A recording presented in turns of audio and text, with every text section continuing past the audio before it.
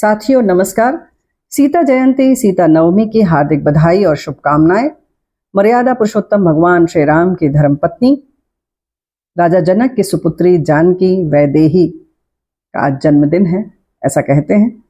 वैशाख शुक्ल पक्ष की नवमी तिथि को मनाया जाने वाला यह त्यौहार है और सीता जी जो पवित्रता के प्रतीक, दयालु, धैर्यशील और साहस की प्रतिमूर्ति रही हैं, उनके बारे में कई कहानियां हैं, कुछ किंवदंतियां हैं जिनके बारे में आज चर्चा करना चाहते हैं। और साथियों, आपने ही ये बातें हमें बताई हैं तो हमने कहा और सबसे भी इसे साझा कर लिया जाए। जी हाँ, एक बार इंद्र के पुत्र जयंत ने कौवे का रूप धारण किया और भ्रमण के लिए निकल पड़े।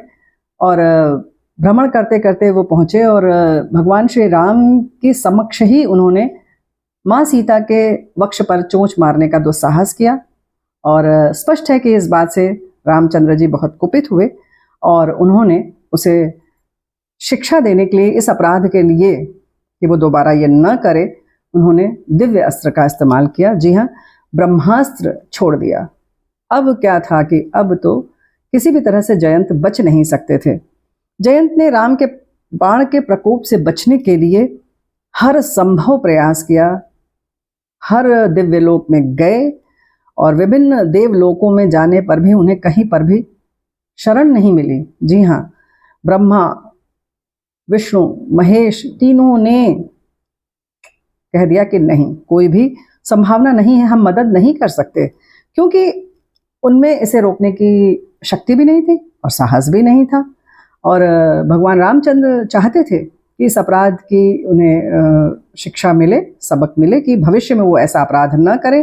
लेकिन माँ सीता तो माँ सीता, और उन्होंने, सीता मैया ने कहा कि नहीं प्रभु, आप इसे क्षमा कर दें।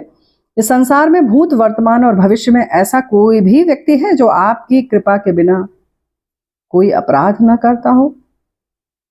जी हाँ, उसकी इच्छा के बिना एक पत्ता भी नहीं हिलता। तो जब उन्होंने ये बताया कि माया के अधीन रहते हुए प्रत्येक व्यक्ति माया के कारण ही अपराध करने को बाध्य होता है, तो भगवान राम जो थे वो मौन हो गए और उन्हें सच्चाई का भी एहसास हुआ और अंततः उन्होंने जयंत को क्षमा दान दिया।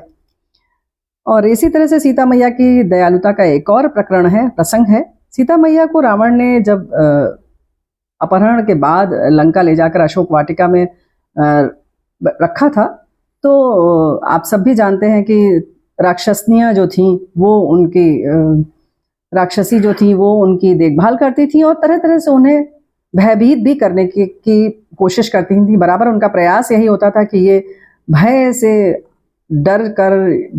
या डर कर किसी भी तरह से रावण की धर्म पत्नी बनने के लिए तैयार हो जाएं।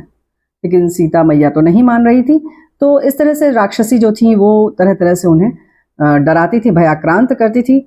और जब हनुमान जी पहुंचे तो अशोक वाटिका में उन्होंने जब ये दृश्य देखा तो उन्हें बहुत क्रोध आया और उन्हें लगा कि क्यों ना इन सब राक्षसियों को बाल पकड़ पकड़ के फेंक दिया जाए।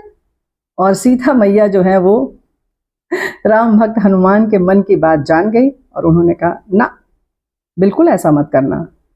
इसके पीछे वजह उन्होंने जो बताई, वो कारण बताया, वो ये था कि ये दासियां जो हैं वो रावण के कहने पर ऐसा कर रही हैं, तो इनका इसमें कोई दोष नहीं है, तो इन्हें क्षमा कर दो।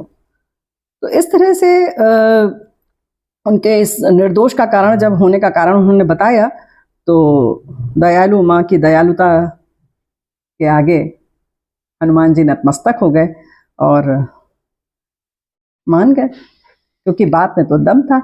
तो इस तरह से ऐसी साहसी, पवित्रता, शुद्धता के अवतार, करुणा, पवित्रता, त्याग और साहस की प्रतिमूर्ति माँ सीता को हम प्रणाम करते हैं।